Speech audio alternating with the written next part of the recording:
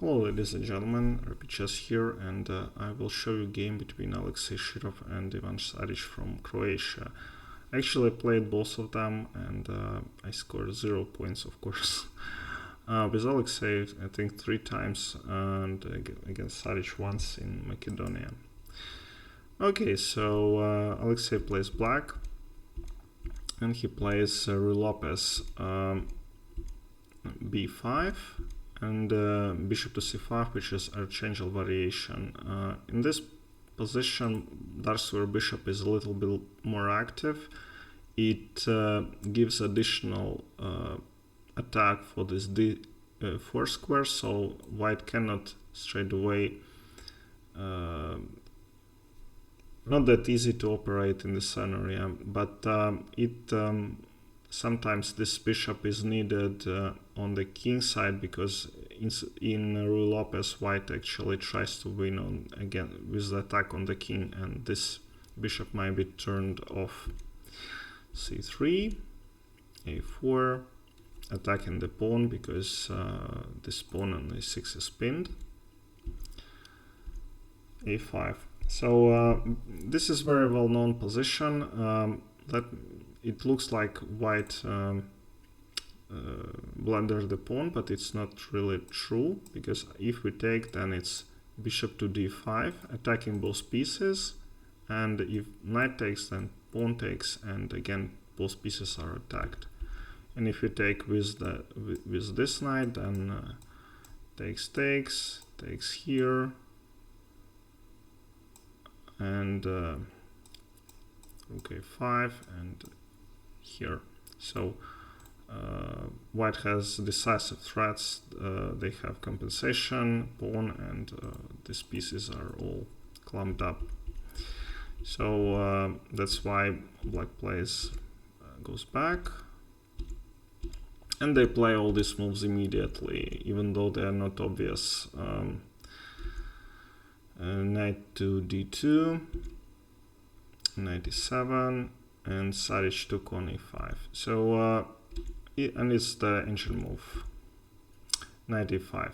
So in this position, ancient recommends knight g4, knight g5 better, because problem is this knight on e7, because it doesn't cover this h5 square. So if black castles, then queen h5 just wins on the spot.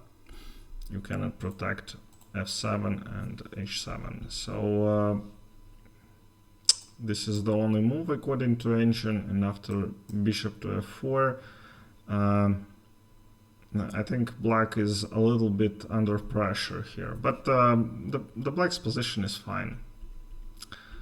So Saric played knight e5, which is a small mistake, and black castled. So the position is equal, and likewise in Grunfeld, when sometimes black exchanges on the e5 here, Alexei decides to exchange this light square bishop with his bishop. So they exchanged rook c1, and in this position black played, it's actually a very easy move, but it's nevertheless strong, c5. So you had backward pawn, and you just don't want to defend passively, you just play c5, and if white takes, then this knight is hanging. So, and Saric thought for half an hour and just gave away this piece, because he understood that this position is just too hard to defend. He doesn't have attack anymore, and if he moves the bishop, then it's 5 is coming, and black is actually better, so he decides to play for tricks.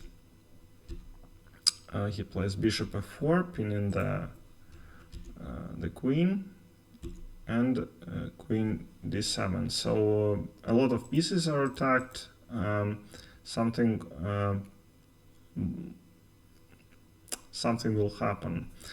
So knight g6, bishop d6, and in this position Alexei played the move of the game. Probably he played e3. So this is like disturbing move against the black. So you cannot take this pawn with the rook because this rook is hanging. You cannot attack the queen because then f2 is hanging.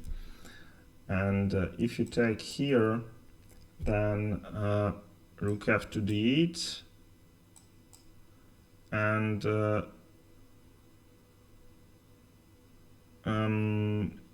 there is this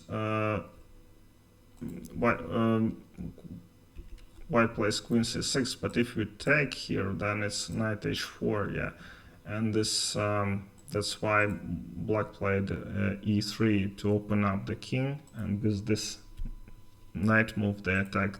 It's actually mating 12 moves for black. So excellent move. And Saric played rook to f1 because he doesn't want to give this knight h4, and in the meantime he has to defend somehow against this pawn, and it's hard to defend. So rook f1 he took. You cannot take with the rook because this rook is hanging, and rook e8. Again, if white takes this bishop, then it's queen c1 and rook to e1 check, and so black will promote another queen with extra piece at least. So rook e8, white plays rook d1 not to keep under attack. Bishop. So if we let's take the move back. If we take here, then it's again the same idea, rook c1, yeah. So rook d8,